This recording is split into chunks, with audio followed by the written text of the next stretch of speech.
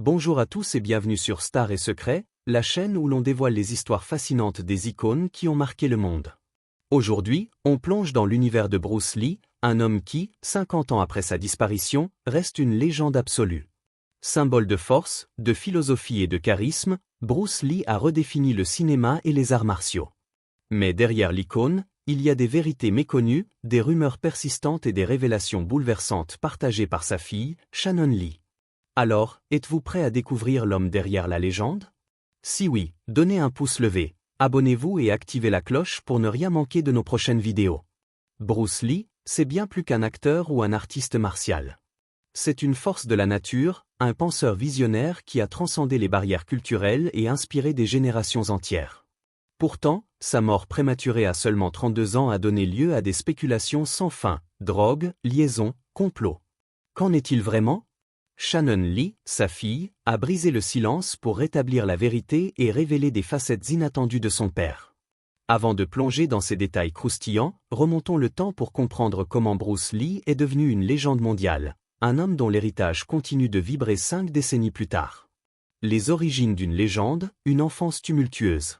Bruce Lee, né Lee Jun-fan le 27 novembre 1940 à San Francisco, n'a pas eu une enfance facile. Fils de Lee Hua-chuan, un célèbre chanteur d'opéra cantonais, et de Grace Oh, une femme d'ascendance eurasiatique, Bruce est venu au monde dans le quartier chinois de San Francisco, où ses parents étaient en tournée. Ce lieu de naissance lui a valu la citoyenneté américaine, un atout qui jouera un rôle clé dans sa vie. Mais à seulement 4 mois, sa famille retourne à Hong Kong, en pleine tourmente de la Seconde Guerre mondiale. L'invasion japonaise de 1941 plonge la ville dans le chaos, et les Lee doivent survivre à 4 années d'occupation brutale. Grandir dans un Hong Kong en reconstruction n'était pas de tout repos.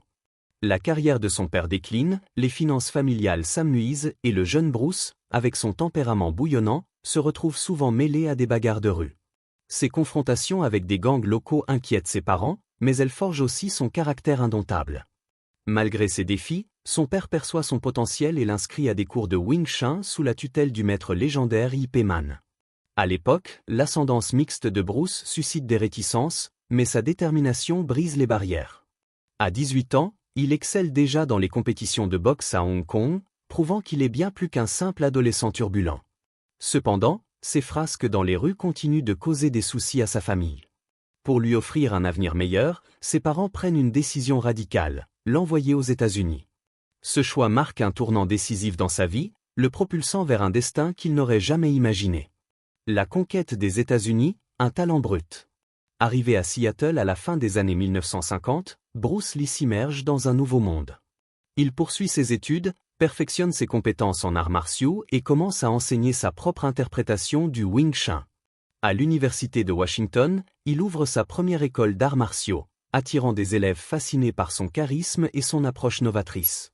Son style, qu'il appellera plus tard Jeet Kune Do, la voie du point intercepteur, commence à prendre forme. Contrairement aux arts martiaux traditionnels, rigides et codifiés, Bruce prône la fluidité, l'adaptabilité et l'efficacité dans des situations réelles. En 1964, sa réputation grandissante lui vaut une invitation aux championnats internationaux de karaté de Long Beach. Là, il éblouit le public avec son célèbre « coup de poing d'un pouce », une technique qui envoie son adversaire valser avec une précision redoutable. Cette démonstration attire l'attention du producteur hollywoodien William Dozier, qui voit en Bruce un potentiel unique. En 1966, à seulement 25 ans, Bruce décroche son premier grand rôle dans la série The Green Hornet, où il incarne Kato, le fidèle acolyte du héros.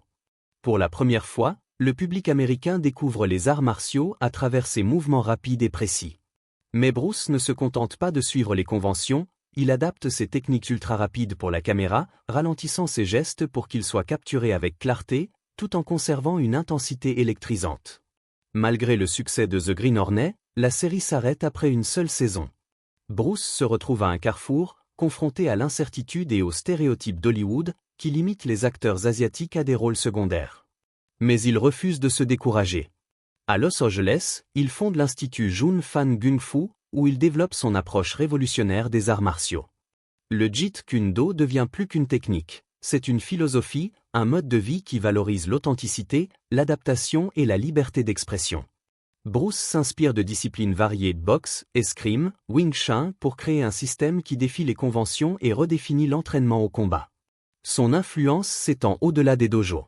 Bruce révolutionne l'entraînement physique, en mettant l'accent sur la force fonctionnelle et la condition physique adaptée aux artistes martiaux. Des figures comme le scénariste Sterling C. Fan et l'acteur James Coburn deviennent ses élèves, impressionnés par sa vision. Bruce chorégraphie des scènes de combat pour des films comme Marlowe et The Wrecking Crew, prouvant qu'il est aussi à l'aise derrière la caméra que devant. Mais Hollywood, encore englué dans ses préjugés, lui refuse les rôles principaux qu'il mérite. Frustré, Bruce décide de tenter sa chance ailleurs. Le retour triomphal à Hong Kong. En 1971, sur les conseils du producteur Fred Weintraub, Bruce retourne à Hong Kong. Il découvre, à sa grande surprise, que The Green Hornet a fait de lui une star en Asie. Surnommé « Kato » par les fans, il est accueilli comme une célébrité. Il signe un contrat avec le studio Golden Harvest pour 2 films qui changeront à jamais sa carrière et l'histoire du cinéma.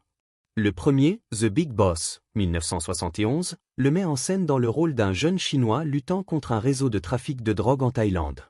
Avec un budget modeste, le film explose les records au box-office asiatique, propulsant Bruce au rang de superstar du jour au lendemain. Sa performance allie prouesse martiale et profondeur émotionnelle, captivant les spectateurs par son charisme brut. La même année, Fist of Fury, 1972, consolide son statut. Situé dans le Shanghai des années 1930, le film suit Bruce dans une quête de vengeance pour venger la mort de son maître. Ses combats, mêlant coups puissants, techniques de nunchaku et une intensité dramatique, captivent le public. Le film bat tous les records établis par The Big Boss, prouvant que Bruce n'est pas un feu de paille, mais une force cinématographique. En 1972, Bruce atteint un sommet créatif avec The Way of the Dragon, un film où il endosse les rôles de scénariste, réalisateur, chorégraphe et acteur principal. L'histoire suit un jeune artiste martial protégeant sa famille contre la mafia. La scène culte du combat contre Chuck Norris au Colisée de Rome reste l'une des plus emblématiques du cinéma, un chef-d'œuvre d'athlétisme et de tension. Le film rapporte plus de 5 millions de dollars hongkongais, un record pour l'époque. Fort de ce succès, Bruce cofonde Concord Productions ENC avec Raymond Shaw et se lance dans un projet ambitieux. Enter the Dragon, 1973, le premier film de kung-fu produit par un grand studio hollywoodien, Warner Brothers. Dans ce thriller d'action, Bruce incarne un moine Shaolin infiltrant un tournoi de combat sur une île mystérieuse. Le film est un triomphe mondial, rapportant plus de 90 millions de dollars et déclenchant une véritable kung-fu mania. Malheureusement, Bruce ne verra jamais ce succès, il décède tragiquement quelques jours avant la première. L'héritage d'un visionnaire. Bruce Lee n'était pas seulement un combattant ou une star de cinéma. Il était un pionnier qui a bouleversé les codes du cinéma d'action et des arts martiaux, laissant une empreinte indélébile sur le monde. Ses films, de The Big Boss à Enter the Dragon, ont popularisé le kung-fu auprès d'un public mondial, transformant un art marginal en un phénomène culturel.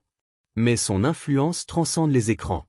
Avec le Jeet Kune Do, Bruce a créé une philosophie de combat qui valorise la simplicité, l'efficacité et l'adaptabilité, défiant les dogmes rigides des écoles traditionnelles. Sa célèbre métaphore, soit comme l'eau, incarne une approche fluide et universelle, applicable aussi bien au combat qu'à la vie quotidienne. Cette philosophie était le reflet de sa propre existence.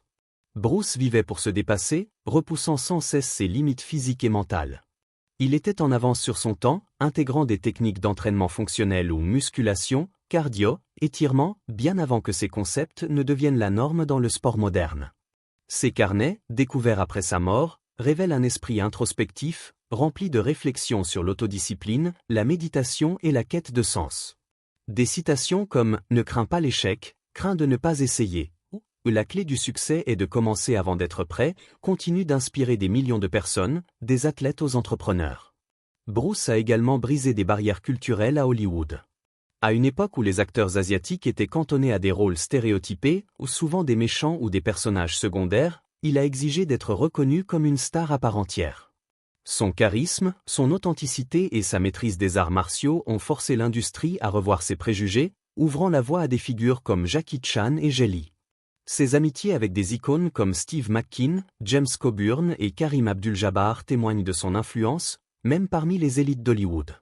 Par exemple, Bruce a enseigné le Jeet Kune Do à Coburn, qui a intégré ces principes dans sa propre pratique, tandis que McKean admirait son éthique de travail implacable.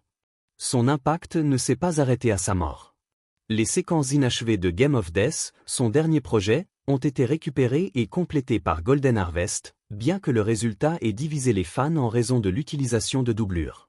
Ses écrits, publiés dans The Tao of Jeet Kune Do, sont devenus une bible pour les artistes martiaux et les adeptes du développement personnel.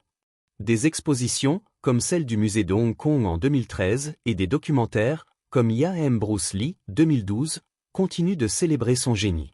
Ces films restent des références, étudiées par les cinéastes pour leurs chorégraphies innovantes et leurs montages révolutionnaires. Par exemple, la scène du combat dans le Colisée de The Way of the Dragon est souvent citée dans les écoles de cinéma pour son rythme et sa tension dramatique. Bruce a également influencé d'autres disciplines. Son approche de l'entraînement physique a inspiré des figures comme Arnold Schwarzenegger, qui a loué sa discipline, et des programmes comme CrossFit, qui reprennent son accent sur la force fonctionnelle. Sa philosophie a même touché des penseurs modernes, comme l'auteur Tim Ferriss, qui cite Bruce dans ses ouvrages sur la productivité. En somme, Bruce Lee a redéfini ce que signifie être un artiste martial, un acteur et un philosophe, prouvant que les limites ne sont que des illusions à dépasser. Mais derrière cette légende se cache un homme, avec ses luttes et ses contradictions. Restez avec nous, car nous allons explorer sa vie privée, ses défis personnels et les révélations de sa fille Shannon. Et si vous êtes aussi captivé que nous par cette icône, laissez un commentaire pour partager vos pensées et abonnez-vous à Stars et Secrets pour ne rien manquer de nos prochaines histoires. La vie privée de Bruce, amour et controverse. Bruce Lee rencontre Linda Emery à l'université de Washington, où elle devient l'une de ses étudiantes en arts martiaux. Leur connexion est immédiate, mêlant respect mutuel et une attirance indéniable. Mais leur amour défie les conventions des années 1960, où les mariages interraciaux sont encore illégaux dans de nombreux États américains. Malgré les regards désapprobateurs et les obstacles sociaux, ils se marient en secret en août 1964, un acte courageux qui symbolise leur engagement. De leur union naissent deux enfants, Brandon, 1965, et Shannon, 1969. Linda, avec sa force tranquille et son dévouement, devient le pilier de la famille, soutenant Bruce dans ses ambitions tout en gérant les défis d'une vie marquée par la célébrité grandissante. La montée fulgurante de Bruce vers la gloire apporte des complications. Hollywood et Hong Kong, avec leurs projecteurs impitoyables, exposent le couple à des pressions énormes. Les rumeurs d'infidélité émergent, alimentées par le mode de vie trépidant de Bruce. L'actrice Sharon Farrell, dans ses mémoires, évoque une liaison passionnée avec lui au zénith de sa carrière, décrivant un homme charismatique mais tourmenté par la pression de la célébrité. D'autres spéculations mentionnent des rencontres avec des admiratrices, attirées par son aura magnétique. Linda, consciente de ces rumeurs, choisit de ne pas les confronter publiquement, privilégiant l'unité familiale. Dans une interview des décennies plus tard, elle confiera que son amour pour Bruce surpassait ses épreuves, le décrivant comme un homme imparfait mais profondément dévoué à sa famille. Le 20 juillet 1973, la tragédie frappe. Bruce se trouve chez l'actrice Betty Ting Pei à Hong Kong lorsqu'il s'effondre après avoir pris un analgésique équagésique pour un mal de tête. Transporté d'urgence à l'hôpital, il succombe à un édème cérébral, probablement dû à une réaction allergique. Cette mort soudaine, à seulement 32 ans, choque le monde et déclenche une vague de spéculations. Les tabloïds s'emparent de l'histoire, suggérant des liaisons scandaleuses, une overdose ou même un assassinat orchestré par la mafia chinoise. Certains accusent Betty Ting Pei d'être impliquée, tandis que d'autres pointent Raymond Shaw, partenaire commercial de Bruce, suggérant qu'il aurait profité de sa mort pour contrôler leur société de production. Linda, dévastée mais résolue, publie une lettre émouvante pour défendre la mémoire de son mari. Elle insiste sur leur amour sincère, rejetant les récits sensationnalistes et décrivant Bruce comme un père aimant, un artiste visionnaire et un homme de cœur. Linda consacre le reste de sa vie à préserver l'héritage de Bruce. En 1975, elle publie The Bruce Lee Story, une biographie intime qui inspire le film Dragon, The Bruce Lee Story, 1993. Ce livre révèle des facettes méconnues de Bruce, ses luttes contre les stéréotypes, son perfectionnisme dans ses chorégraphies et sa quête spirituelle. Linda s'engage également dans la Bruce Lee Foundation, travaillant sans relâche pour promouvoir ses enseignements. Elle organise des événements pour partager sa philosophie, comme des séminaires sur le Jeet Kune Do, et veille à ce que ses films soient restaurés pour les nouvelles générations. Même face aux rumeurs persistantes, Linda reste une figure de dignité, refusant de laisser les spéculations ternir l'image de l'homme qu'elle aimait. Son engagement inspire Shannon, qui prendra plus tard le relais pour perpétuer cet héritage. La tragédie de Brandon Lee. La famille Lee est frappée par une autre tragédie en 1993 avec la mort de Brandon, le fils aîné de Bruce et Linda. Né en 1965, Brandon grandit dans l'ombre de la légende de son père, mais il est déterminé à forger sa propre voie. Passionné par les arts martiaux, il s'entraîne rigoureusement en Jeet Kune Do sous la tutelle d'élèves de Bruce, comme Dan Inosanto. Il se lance également dans une carrière d'acteur, débutant avec Legacy of Rage, 1986, un film cantonais qui met en avant ses compétences martiales. Ses rôles dans Showdown in Little Tokyo, 1991, et Rapid Fire, 1992, montrent un charisme naturel et un talent prometteur, le positionnant comme un successeur potentiel de son père. En 1993, Brandon décroche le rôle principal dans The Crow, un film sombre et gothique où il incarne Eric Dravan, un musicien revenu d'entre les morts pour venger son meurtre et celui de sa fiancée. Ce rôle semble taillé pour lui, mêlant intensité émotionnelle et prouesse physique. Brandon s'investit pleinement, voyant dans ce projet une chance de s'affirmer comme acteur à part entière. Mais le 31 mars 1993, une catastrophe survient. Lors d'une scène impliquant une arme à feu, un pistolet censé tirer à blanc contient une balle réelle, laissée par erreur dans le canon. Touché au torse, Brandon, âgé de 28 ans, s'effondre et décède quelques heures plus tard malgré les efforts des secours. Cette tragédie, survenue 21 ans après la mort de Bruce, secoue l'industrie cinématographique et ravive les spéculations sur une soi-disant « malédiction » familiale. Certains évoquent des coïncidences troublantes, comme la perte d'un frère aîné de Bruce avant sa naissance, ou les circonstances mystérieuses des 2 décès. Cependant, les enquêtes concluent à un accident évitable, causé par une négligence dans la gestion des armes sur le plateau. La production de The Crow était déjà entachée d'incidents, comme des blessures parmi l'équipe technique, pointant un manque de rigueur en matière de sécurité. Linda, qui avait déjà perdu son mari, est dévastée par la perte de son fils. Elle s'engage dans une croisade pour améliorer la sécurité sur les plateaux, plaidant pour des protocoles plus stricts. Shannon, alors âgée de 24 ans, transforme sa douleur en action, s'impliquant davantage dans la préservation de l'héritage familial. The Crow est finalement achevé avec des doublures et des effets spéciaux, devenant un film culte. Les fans y voient l'écho du talent de Brandon, dont la performance, bien que tragiquement écourtée, reste mémorable.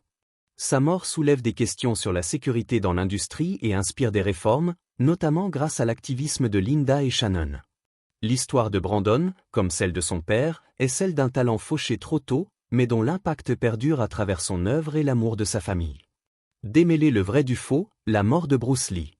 La mort de Bruce Lee, survenue le 20 juillet 1973, reste l'un des mystères les plus débattus de l'histoire du cinéma. Alors qu'il est au sommet de sa gloire, Bruce s'effondre chez l'actrice Betty Ting Pei à Hong Kong après avoir pris un analgésique équagésique pour un mal de tête. Transporté d'urgence à l'hôpital, il succombe à un édème cérébral, probablement causé par une réaction allergique à ce médicament. Cette perte soudaine, à seulement 32 ans, déclenche une tempête de spéculation. Les tabloïds s'emparent de l'histoire, suggérant des liaisons scandaleuses, une overdose, un assassinat par la mafia chinoise ou même une malédiction familiale. Certains accusent Betty Ting Pei d'être impliquée, tandis que d'autres pointent Raymond Shaw, partenaire commercial de Bruce, suggérant qu'il aurait profité de sa mort pour contrôler leur société de production, Concord Productions Inc. Les rumeurs prennent des proportions démesurées. Des théories évoquent une vengeance des triades chinoises pour des dettes impayées ou des rivalités professionnelles. D'autres vont jusqu'à suggérer une malédiction surnaturelle, alimentée par la mort tragique de Brandon 2 décennies plus tard. Raymond Shaw aggrave la confusion en affirmant initialement que Bruce était chez lui avec Linda ce soir-là, une affirmation démentie par la suite. Ces spéculations blessent profondément la famille Lee, en particulier Linda, qui publie une lettre poignante pour défendre la mémoire de son mari. Elle insiste sur leur amour sincère et rejette les récits sensationnalistes, affirmant que Bruce était un homme dévoué à sa famille et à son art. Shannon Lee, qui n'avait que 4 ans au moment du décès de son père, consacre sa vie à démêler la vérité de la fiction. Dans des interviews récentes, elle affirme que la cause de la mort de Bruce est bien moins sensationnelle que les rumeurs ne le prétendent. Selon elle, il a succombé à une réaction allergique à l'analgésique, aggravée par un problème de santé antérieur, un malaise survenu 2 mois plus tôt, probablement dû à une déshydratation ou à un épuisement lié à la chaleur. Shannon rejette catégoriquement les accusations de consommation de drogue dure, soulignant que son père était rigoureux sur sa santé et son mode de vie. Elle critique les médias pour avoir transformé un accident tragique en un cirque de conspiration. Pour Shannon, naviguer à travers ces rumeurs a été un défi de toute une vie, mais elle reste déterminée à protéger l'héritage de son père, en mettant l'accent sur ses contributions plutôt que sur les mythes. L'héritage vivant de Bruce Lee. 50 ans après sa disparition, Bruce Lee demeure une figure monumentale, non seulement en tant qu'artiste martial ou star de cinéma, mais comme une icône culturelle et philosophique dont l'influence continue de résonner à l'échelle mondiale.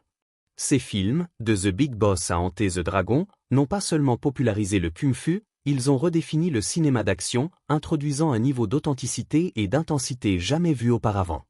Ces chorégraphies, mêlant la précision du Wing Chun à un flair cinématographique, ont établi une nouvelle norme pour les scènes de combat, influençant des réalisateurs comme John Woo et les Wachowski, dont la trilogie Matrix doit beaucoup au style fluide et dynamique de Bruce.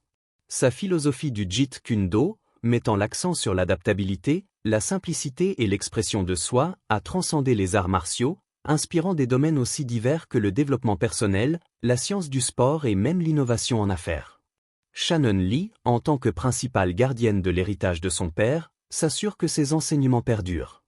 Grâce à la Bruce Lee Foundation, elle a créé des programmes qui initient de nouvelles générations à sa philosophie. Les camps d'été de la Fondation, par exemple, enseignent aux enfants non seulement les techniques martiales, mais aussi les principes de discipline et de résilience de Bruce. Shannon, en tant que productrice, a donné vie à des projets comme Warrior, une série basée sur un concept original de son père, explorant les tensions dans le quartier chinois de San Francisco au XIXe siècle. Diffusée sur Max avec 3 saisons acclamées, la série incarne la vision de Bruce, mêlant action spectaculaire et récits culturels, abordant des thèmes d'identité et de lutte qui font écho à ses propres expériences. Les efforts de Shannon vont au-delà des médias. Elle a supervisé la restauration des films de Bruce, s'assurant qu'ils soient disponibles en haute définition pour les spectateurs modernes, avec des visuels nets qui mettent en valeur ses chorégraphies méticuleuses. Elle a également organisé des expositions, comme celle du musée de Los Angeles en 2018, qui présentait son équipement d'entraînement, ses scripts et ses écrits personnels, offrant aux fans un aperçu de son esprit discipliné. Sa fille, Oren, née en 2003, a rejoint la mission, gérant le compte Snapchat officiel de Bruce Lee, où elle partage ses citations et des extraits de ses films, connectant sa sagesse à un public plus jeune à l'ère numérique. Shannon s'engage également à corriger les représentations erronées de son père. Elle a publiquement critiqué la portrayal de Bruce dans Once Upon a Time in Hollywood, 2019, de Quentin Tarantino, où il est dépeint comme arrogant et perdant un combat fictif contre un cascadeur, Cliff Booth. Shannon juge cette représentation insultante, arguant qu'elle renforce les stéréotypes dépassés sur les artistes martiaux asiatiques, ignorant les victoires documentées de Bruce, comme son combat contre Wong Jackman en 1964, où il a prouvé sa domination en moins de 3 minutes. Elle reproche à Hollywood de caricaturer son père, exhortant les réalisateurs à consulter la succession Lee pour plus de précision.